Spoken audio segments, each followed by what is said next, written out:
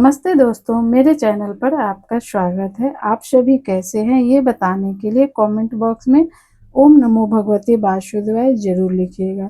तो दोस्तों, आज इस वीडियो में जानेंगे कि ज्येष्ठ महीने का पूर्णिमा कब है, पूर्णिमा तिथि कब से प्रारंभ हो रही है, कब समाप्त हो रही है, चंद्रोदय का समय क्या रहेगा, पूर्णिमा के दिन क्या करना चाहिए, क्या नहीं करना चाहिए, सभी आपके साथ शेयर करूंगी। तो ध्यानपूर्वक आप लोग सभी लोग सुन लीजिए।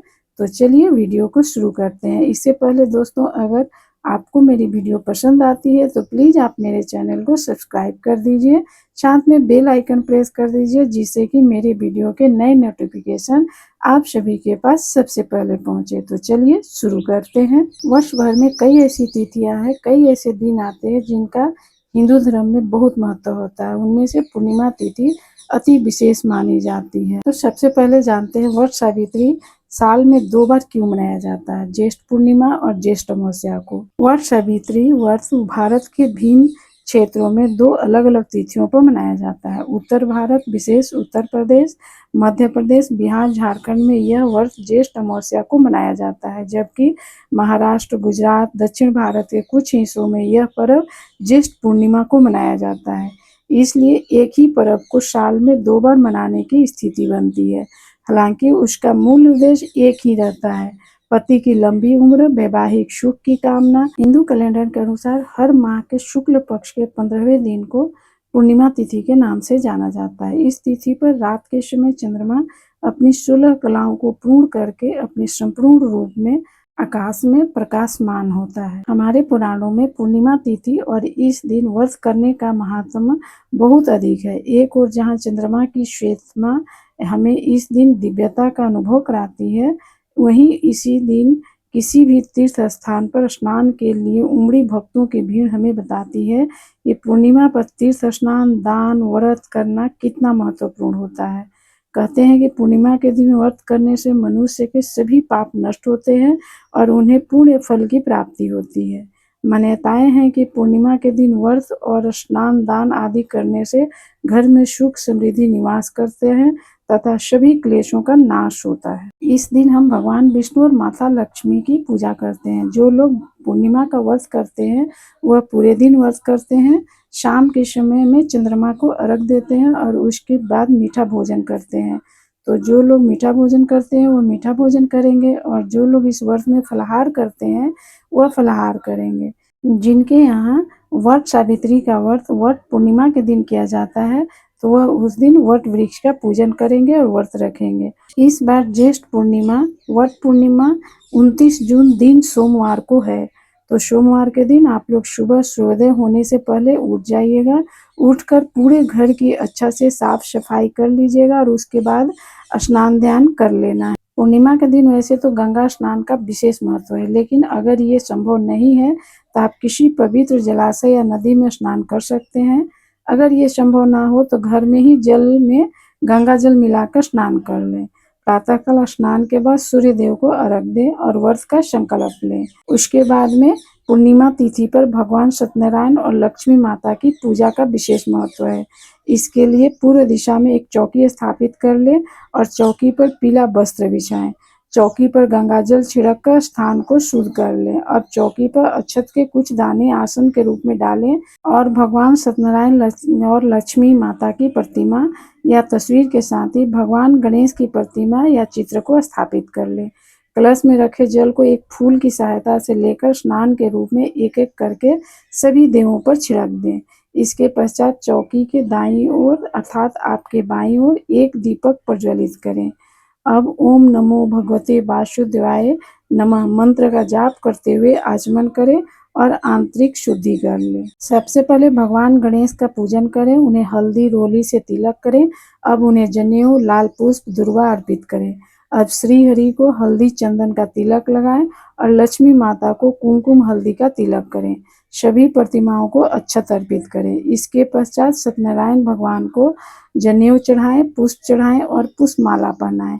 माँ लक्ष्मी को भी कमल का फूल, पुष्पमाला, मौली और सुहाग की सामग्री अर्पित करें। इसके पश्चात चौकी पर धूप जलाएं। अब भोग में भगवान सत्यनारायण और माँ लक्ष्मी को पंचामृत, पंजीरी, केला, अन्य फल, मिठाई का भोग लगाएं। इसमें तुलसी पत्र अवश्य रखें। भगवान गणेश जी को भी मिठाई और फल अर्पित करें। इन्हें तुलसी दल अर्पित करें। भोग के साथ भगवान को दक्षिणा भी अर्पित करें। अब पूर्णिमा की कथा पढ़ें। इसके पश्चात भगवान विष्णु की आरती उतारें। अंत में हाथ में अक्षत और पुष्प लेकर भगवान से पूजा में हुई किसी भी भूल के लिए क्षमा मांगे और अक्षत और पुष्प को भगवान के चरणों में छोड़ दें। इसके पश्चात आप व्रत रख रहे हैं तो स्वयं फलाहार ग्रहण करें और परिवारजनों में प्रसाद वितरित कर दें। सनातन धर्म में पूर्णिमा तिथि का अत्यंत महत्व है। इनमें से पूर्णिमा अत्यंत फलदायी माना जाता है। इस दिन व्रत रखने और ज्येष्ठ पूर्णिमा की कथा सुनने का विशेष महत्व है। तो चलिए इस पावन कथा को रसपान करते हैं। कथा में वर्णन मिलता है कि किसी नगर में धनेश्वर नाम का एक ब्राह्मण रहता था। उसकी पत्नी रूपवती, पतिव्रता और सद्गुण संपन्न थी। बस दुख था तो सिर्फ इस बात का कि उनकी कोई संतान नहीं थी। यही कारण था कि वो दोनों बहुत चिंतित रहते थे। एक बार उस नगर में एक महात्मा आए। वो नगर के सभी लोगों से दान लेते थे, लेकिन धनेश्वर की पत्नी जब भी उन्हें दान देती तो वो उससे लेने से मना कर देते थे। एक दिन धनेश्वर ने उस महात्मा से जाकर पूछे, हे महात्मन, आप नगर के सभी लोगों से दान लेते हैं, लेकिन मेरी पत्नी के हाथ का दान क्यों नहीं स्वीकार करते? तो महात्मा बोले, हे विप्र, तुम्हारी कोई संतान नहीं है और जो दंपति निसंतान हो उसके हाथ से भिक्षा लेना अधर्म या पापी के हाथ से भिक्षा ग्रहण करने के समान है। धनेश्वर ने करबद्ध होकर निवेदन किया, हे मुनिवर, यदि संतान प्राप्ति का कोई उपाय हो तो बताएं। तो महात्मा बोले, तुम 16 दिनों तक श्रद्धा पूर्वक काली माता की पूजा करो। माता प्रसन्न होगी तो पुत्र रत्न की प्राप्ति अवश्य होगी। धनेश्वर ने काली माता की पूजा की और उपवास रखा। माँ काली ने स्वप्न में दर्शन देकर कहा, तुझे पुत्र मिलेगा, पर वह 16 वर्ष की आयु में मरेगा। 32 पूर्णिमा व्रत करोगे, वह दीर्घायु होगा। माता ने आम का एक फल तोड़कर पत्नी को खिलाने का निर्देश दिया। गणेश जी की कृपा से धनेश्वर फल तोड़ लाया और पत्नी को दे दिया। कुछ समय पश्चात धनेश्वर की पत्नी गर्भवती हुई। पुत्र जन्म हुआ। नाम रखा गया देवदास।